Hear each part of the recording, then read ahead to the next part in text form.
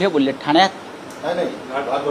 बरं, ते घाटकोपरला बोलले, ठाण्यात, बरं का, ठाण्यात. मुंबई आणि ठाणे लुटणारे त्यांच्या सरकारमध्ये, मुंबई आणि ठाण्याची लूट करणारे त्यांच्या सरकारमध्ये.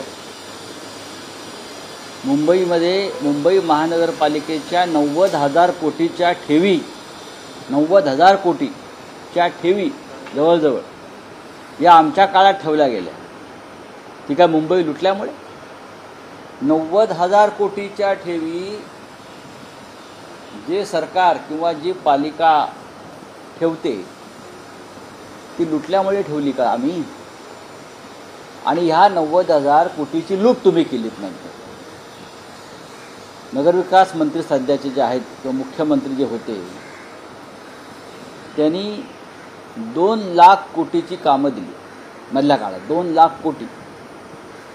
तिजोरीत पैसे नाहीत, कोणाला कोणती कामं दिली याचा पत्ता नाही.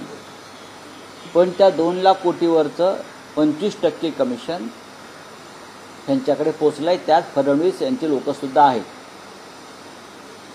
कोणी लुटली आहे महानगरपालिका हे मुंबईच्या जनतेला माहिती आहे. आणि लुटमार करणाऱ्यांच्या हांड्या फोडत तुम्ही मुंबईपासून ठाण्यापर्यंत फिरताय. ज्यांनी मुंबई लुटली त्यांच्याच हांड्या आपण फोडताय. हांडीमध्ये दही लोणी जे आहे ते ज्यांनी ओरपून खाल्लं आहे त्यांच्या हांड्या आपण फोडताय. त्याला काय म्हणायचं? देवेंद्र फडणवीस, आपण जे तुमच्या आसपास चोर, दरोडेखोर, लफंगे आहेत बरं का, त्यांना पाठीशी घालू नका. महाराष्ट्र तुम्हाला माफ करणार नाही. आणि मुंबई कोणी लुटली आणि कोण लुटत आहे?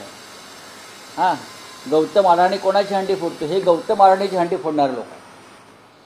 गौतम अडाणीच्या हंडीमध्ये जी मलई आहे ते खाणारे हे लोक आहेत. हे आम्हाला काय सांगतायत? धारावीपासून मुंबईतले जवळजवळ अनेक महत्त्वाचे भूखंड ज्यांनी अडाणीच्या घशात घातले ते देवेंद्र फडणवीस आमच्यावर टीका करतायत, आरोप करतायत. हा सगळ्यात मोठा जोक आहे. ट्रम्पनंतर, प्रेसिडेंट ट्रम्पनंतर जर कोणी राजकारणातले जोकर असतील तर ते देवेंद्र फडणवीस झालेले आहेत.